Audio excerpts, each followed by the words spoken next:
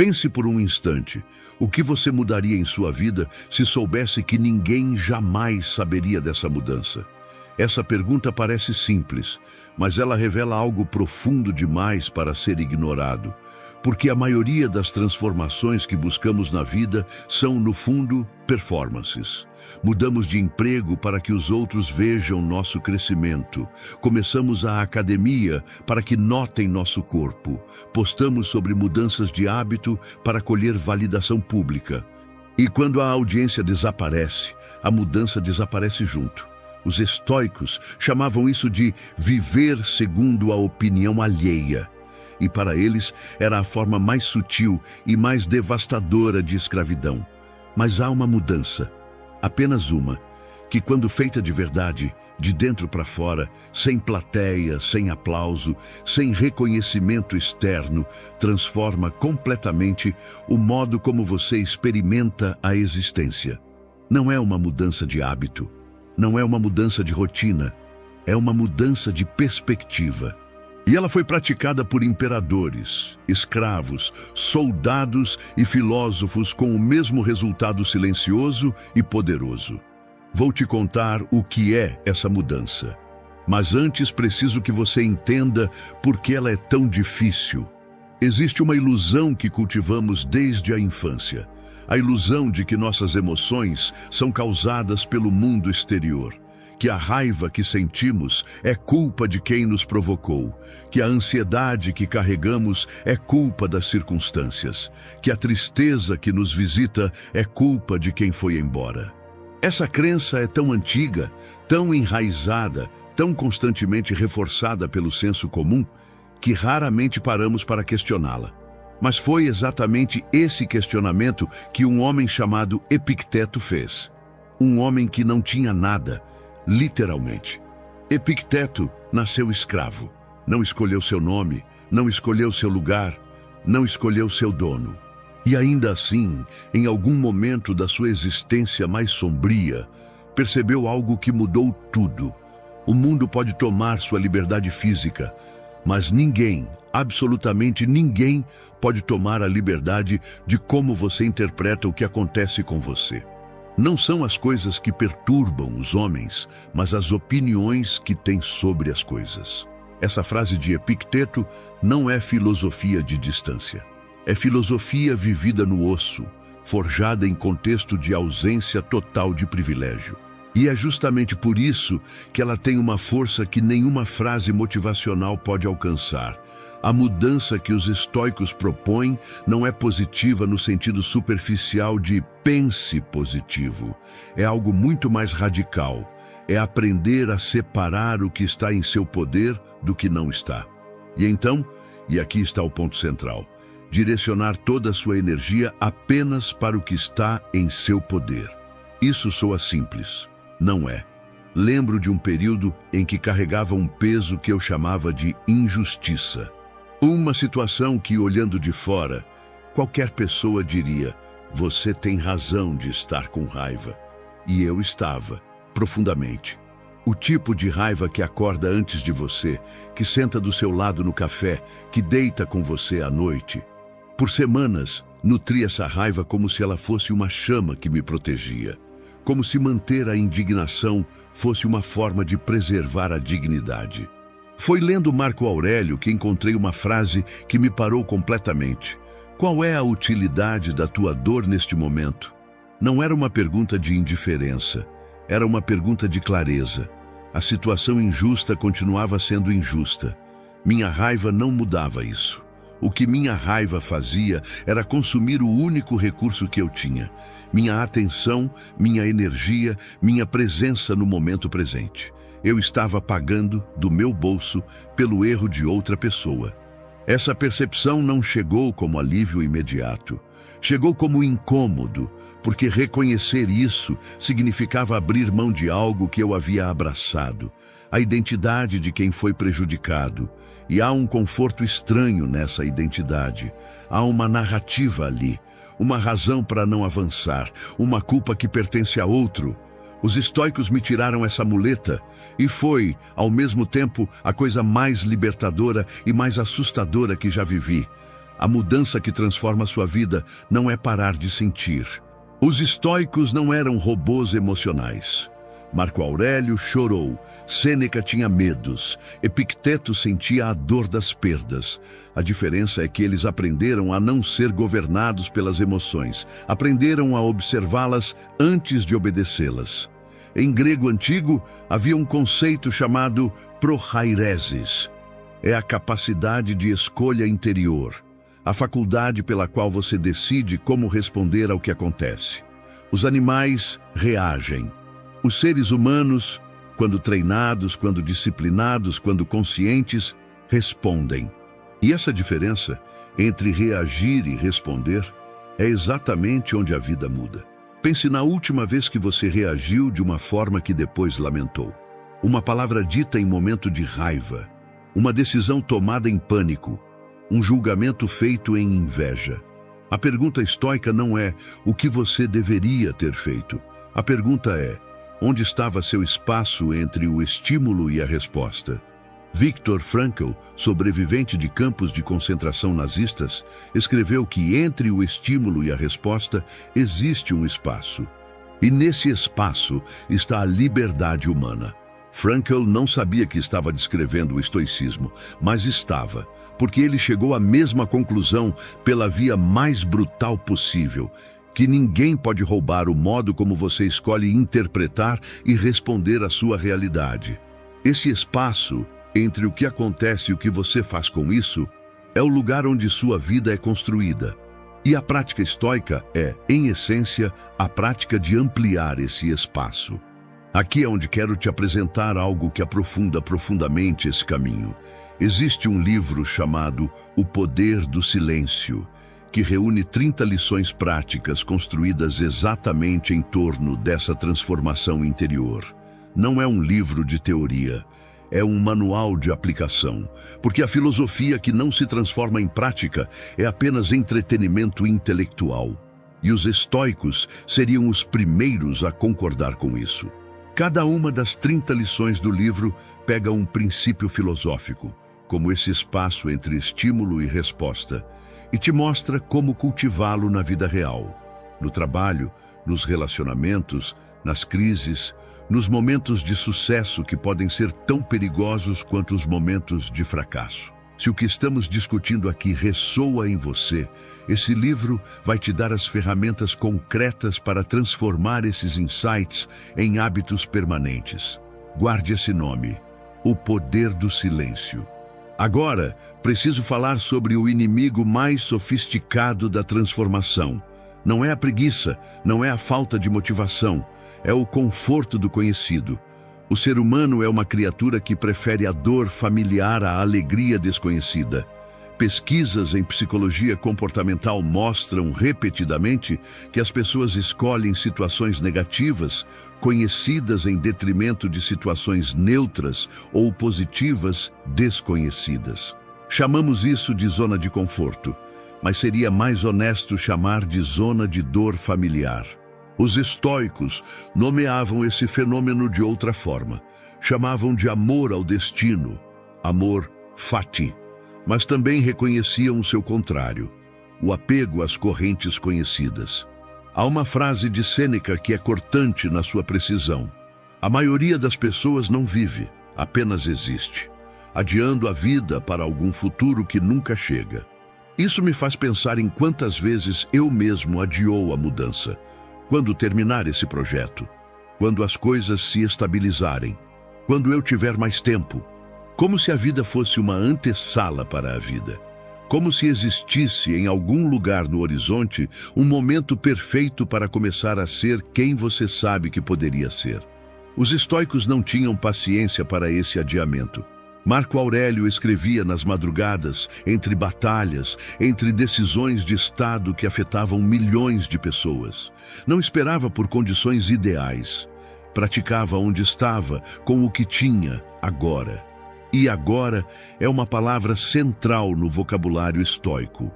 Não o passado, que não pode ser alterado. Não o futuro, que não pode ser controlado. O presente, que é o único terreno onde a ação é possível. Existe uma prática estoica chamada memento mori, Literalmente, lembre-se de que você vai morrer. Os romanos carregavam crânios em festas de vitória. Os generais, ao desfilarem em triunfo pelas ruas de Roma, tinham um escravo atrás de si, repetindo ao ouvido: "Lembra que és mortal." Isso não era morbidez, era clareza.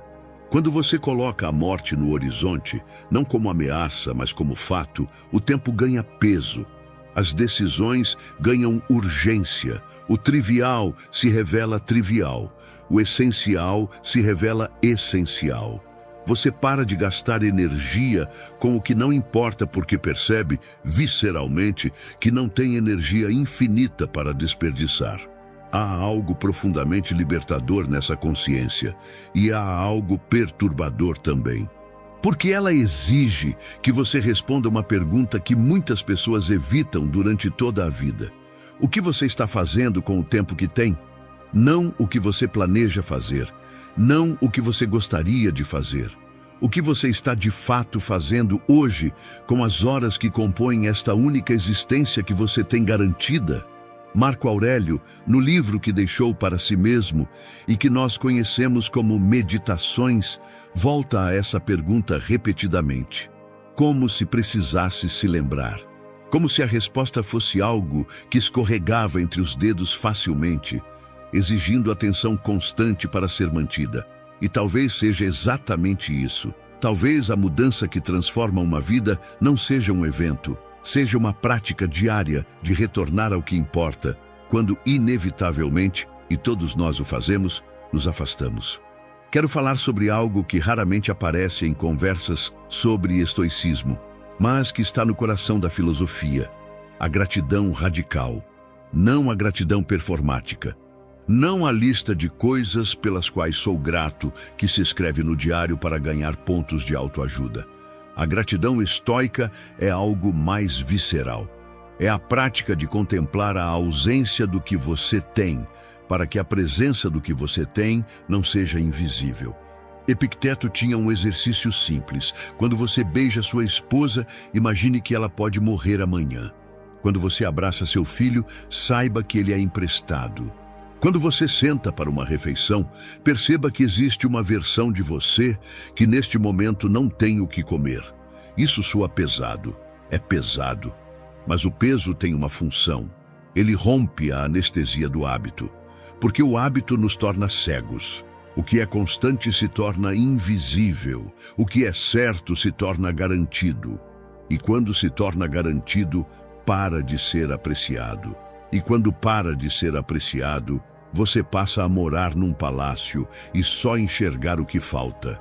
Conheço pessoas que têm tudo o que disseram que queriam: relacionamento, trabalho significativo, saúde, recursos, e vivem em estado de insatisfação crônica.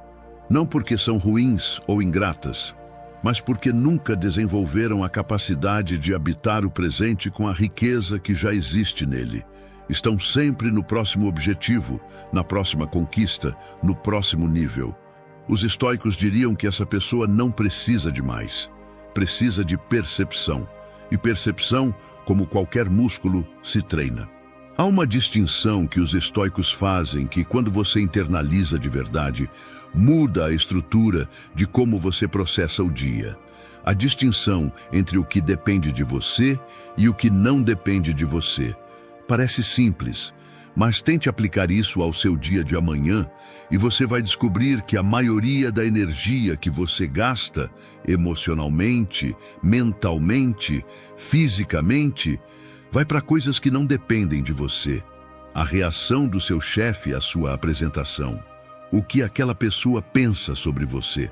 Se vai chover na data do seu evento, se o mercado vai reagir bem à sua decisão, se as pessoas vão entender suas intenções. Toda essa energia direcionada para o incontrolável é energia roubada do que está efetivamente em seu poder. A qualidade do seu trabalho, a clareza das suas intenções, a firmeza dos seus valores, a consistência das suas ações ao longo do tempo. Certa vez, num período de espera difícil, aguardando um resultado que definiria um caminho importante, percebi que estava completamente sequestrado pela antecipação. Cada pensamento circulava em torno do resultado. Cada energia era direcionada para algo que eu não poderia controlar por nenhuma força do universo. E o que estava em meu poder naquele momento? Preparação, clareza, presença. Tudo isso estava sendo negligenciado em nome da preocupação com o incontrolável. Foi uma das primeiras vezes que usei conscientemente a dicotomia estoica como ferramenta. Não para não sentir, para não desperdiçar.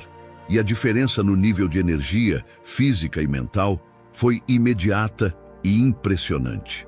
Os estoicos tinham um nome para o tipo de pessoa que eles aspiravam ser, o sábio. Mas eram pragmáticos o suficiente para saber que o sábio perfeito era um ideal, não uma realidade cotidiana. O que eles praticavam não era perfeição, era progresso deliberado. Sêneca escreveu cartas a um amigo chamado Lucílio ao longo de anos. E nessas cartas, com uma honestidade que desarma, admite suas próprias fraquezas, seus momentos de fuga, suas tentações. Ele não se apresenta como um modelo acabado, apresenta-se como alguém no caminho.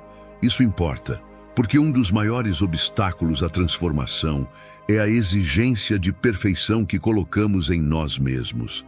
Começamos uma prática, falhamos e concluímos que não somos feitos para aquilo. Começamos uma mudança, escorregamos e desistimos como se o deslize revelasse nossa verdadeira natureza. Os estoicos tinham uma visão diferente. A natureza revelada pelo deslize não é a natureza permanente. A natureza que se constrói pelo retorno consistente depois do deslize. Essa é a que importa. Não o quanto você cai, o quanto você retorna. Marco Aurélio escrevia meditações não para publicar, para si mesmo. E nas páginas dessas meditações, você encontra o imperador mais poderoso do mundo conhecido, repreendendo a si mesmo por ter dormido mais do que devia, por ter deixado a raiva vencê-lo num momento, por ter procrastinado uma conversa difícil. O mais poderoso dos homens de sua época, falando consigo mesmo com a honestidade de quem ainda está aprendendo. Há algo profundamente humano e profundamente libertador nessa imagem. Vamos falar sobre o que talvez seja o princípio mais contraintuitivo de toda a filosofia estoica: o amor ao destino. Amor fati. Não apenas aceitar o que acontece, amá-lo. Querer que seja exatamente como é. E isso vai de encontro a tudo que a cultura contemporânea nos ensina. Nos ensinam a resistir ao que não queremos, a lutar contra as circunstâncias, a reclamar da injustiça, a exigir que o mundo seja diferente do que é. E há um lugar para a resistência. Os estoicos não eram passivos. Marco Aurélio lutou guerras, Sêneca negociou poder. Catão morreu resistindo ao que considerava uma tirania. O estoicismo não é inércia, mas há uma diferença crucial entre resistir ao que está em seu poder mudar e sofrer pelo que não está. Entre agir para transformar o futuro e se torturar pelo passado que não pode ser alterado. Entre aceitar o presente como ponto de partida e tratá-lo como sentença permanente. O amor fati é uma prática de alinhamento com a realidade. Não com a realidade como você gostaria que fosse, com a realidade como ela é, aqui, agora. Porque é apenas a partir daqui, do que realmente é, que qualquer movimento genuíno pode começar. Nietzsche, que bebeu profundamente na fonte estoica mesmo ao criticar os estoicos, escreveu: "Minha fórmula para a grandeza do ser humano é amor fati. Não querer nada diferente, nem para o passado, nem para o futuro, nem para toda a eternidade. Não apenas suportar o que é necessário, mas amá-lo. Isso não é resignação. É a forma mais alta de liberdade. Porque quando você não está constantemente em guerra com a realidade, sua energia, toda ela, fica disponível para agir dentro dela. Pause por um segundo. Há algo nessa reflexão que está tocando em você de um jeito específico? Alguma parte que ressoou de um modo que você ainda não conseguiu nomear completamente? Muitas vezes, as ideias mais transformadoras não chegam como revelações ruidosas. Chegam como um reconhecimento silencioso. Como encontrar em palavras de outro algo que você sempre soube, mas nunca havia articulado. Se isso está acontecendo, confie nessa sensação. Ela está te apontando para algo. Quero falar sobre relacionamentos, porque é nos relacionamentos que a filosofia encontra seu teste mais rigoroso. É fácil ser sábio em solidão. É relativamente simples manter equanimidade quando ninguém está testando seus limites. O verdadeiro exercício estoico acontece quando alguém que você ama decepciona suas expectativas. Quando a pessoa com quem você construiu algo importante toma decisões que você não aprova.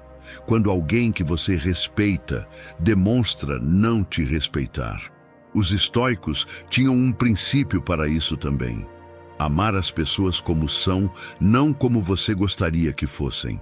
Não por ingenuidade, por clareza, porque a pessoa que você gostaria que alguém fosse não existe. A pessoa que existe é a que está à sua frente, com suas virtudes e suas limitações, com seus momentos de luz e seus momentos de sombra.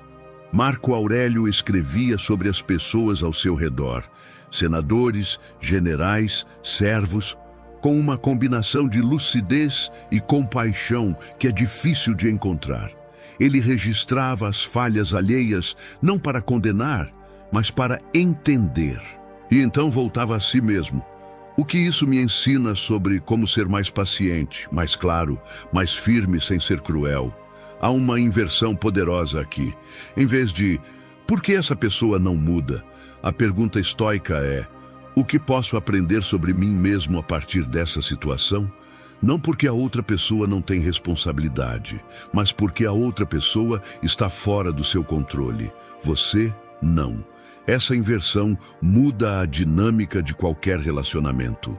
Porque quando você para de terceirizar sua paz, parando de colocá-la nas mãos do comportamento alheio, você para de ser reativo. E quando para de ser reativo, você começa a ter poder real dentro das relações.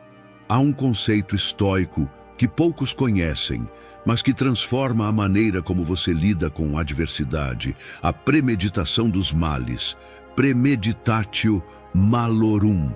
A prática é simples na descrição, incômoda na execução. Antecipar o que pode dar errado, não com ansiedade, com preparação. Os estoicos acreditavam que a adversidade sempre chega. A questão não é se, é quando. E quem nunca contemplou a possibilidade do pior é surpreendido e devastado. Quem já percorreu mentalmente esse território encontra, quando a adversidade chega, não um choque paralisante, mas um terreno semi-familiar. Sêneca descrevia assim: deixa que tua mente vá para os males antes que eles venham. O que pode ser antecipado pode ser suportado. Isso não é pessimismo, é a forma mais sofisticada de otimismo. Porque o otimista ingênuo que acredita que nada vai dar errado é destruído pela primeira falha séria. O estoico que contemplou a possibilidade da perda, da dor, do fracasso, está preparado para atravessá-los sem perder o eixo.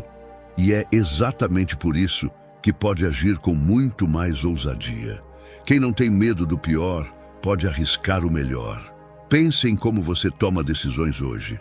Quanto do seu comportamento é moldado pelo medo de adversidades que você nunca se permitiu contemplar de frente? Quantas oportunidades você não perseguiu porque a possibilidade de fracasso permaneceu como sombra não examinada? A premeditação dos males não é sobre imaginar o fracasso. É sobre remover o poder que o fracasso não contemplado tem sobre suas escolhas presentes. Chegamos ao ponto central de tudo que foi dito até aqui. A mudança que transforma sua vida não é uma mudança de circunstâncias. É uma mudança de julgamento, é aprender, e é um aprendizado que dura a vida toda, a distinguir entre o que acontece e o que você decide que isso significa. Essa distinção é o coração de toda a filosofia estoica e é também o ponto onde ela encontra resistência máxima. Porque aceitar essa distinção significa aceitar uma responsabilidade enorme, a responsabilidade pela sua própria experiência interior. Não pelas circunstâncias, não pelo que outros fazem, mas pela forma como você habita o que acontece com você. É mais confortável culpar. É mais confortável atribuir o estado da sua vida interior às forças externas. E há situações onde forças externas são devastadoramente reais. Opressão, trauma, doença, perda. O estoicismo não minimiza isso. O estoicismo diz, mesmo ali, mesmo no limite extremo da adversidade humana, existe uma última liberdade que não pode ser roubada. A liberdade de como você escolhe se relacionar com o que está acontecendo.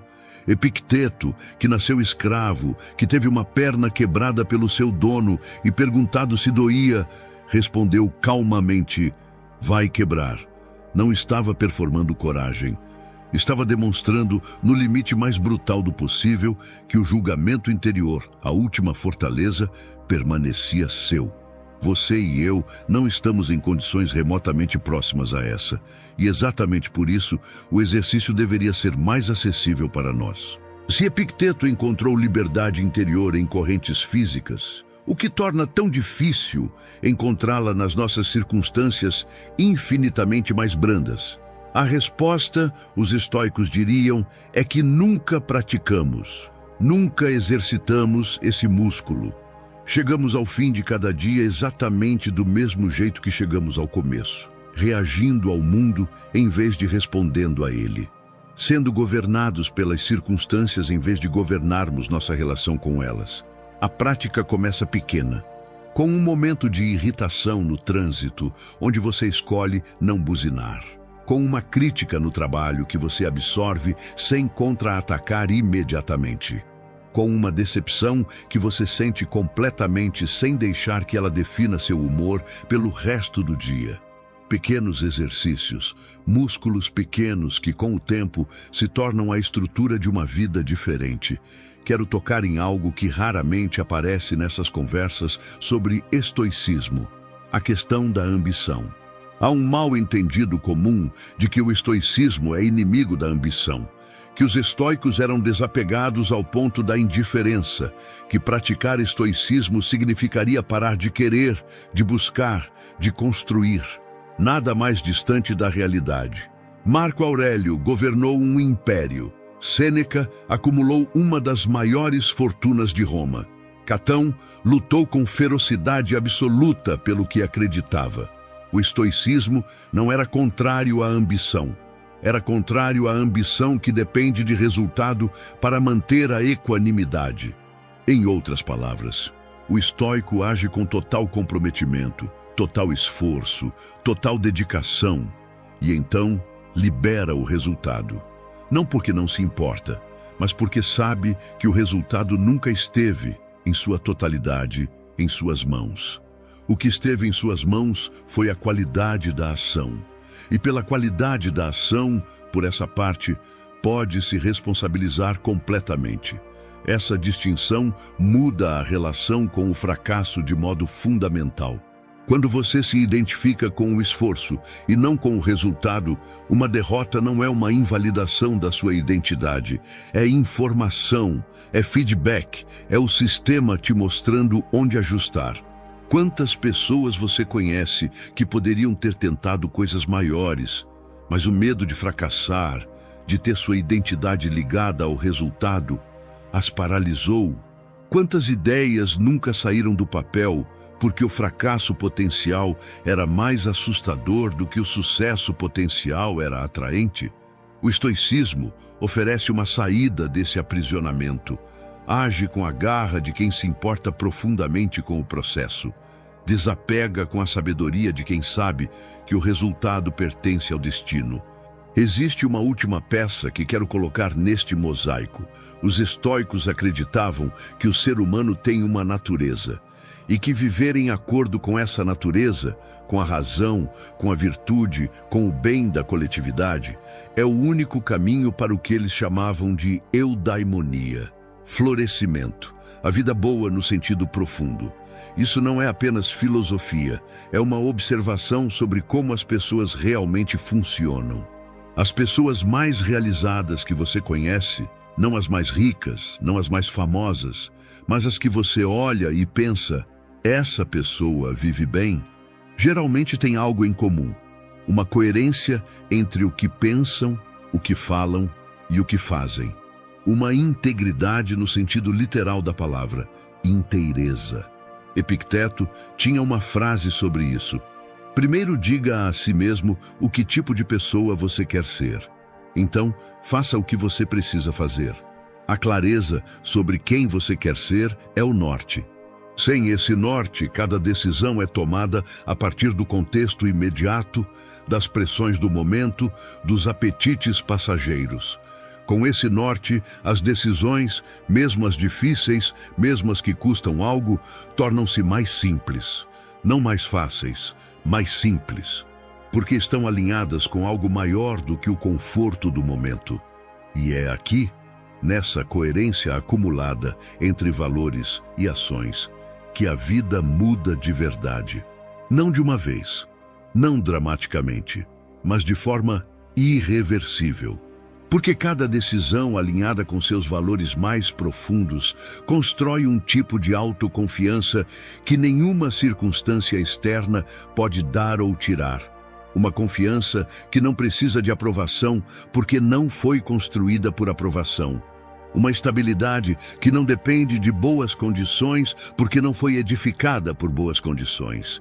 Isso é o que os estoicos chamavam de virtude. E afirmavam com convicção que a filosofia e a experiência humana, ao longo dos séculos, têm repetidamente confirmado que a virtude é suficiente para a vida boa. Não a vida perfeita, não a vida sem dor, a vida boa, a vida plena, a vida habitada de verdade. Então, o que muda? A mudança é essa: parar de negociar com as circunstâncias pela sua paz interior. Parar de terceirizar para o mundo externo, para o comportamento das pessoas, para os resultados dos seus esforços, para as opiniões dos outros sobre você, a condição de como você se sente por dentro. Isso não significa indiferença ao mundo, significa independência do mundo para sua estabilidade fundamental. Significa agir com total comprometimento e desapego do resultado. Significa sentir as emoções completamente sem ser governado por elas.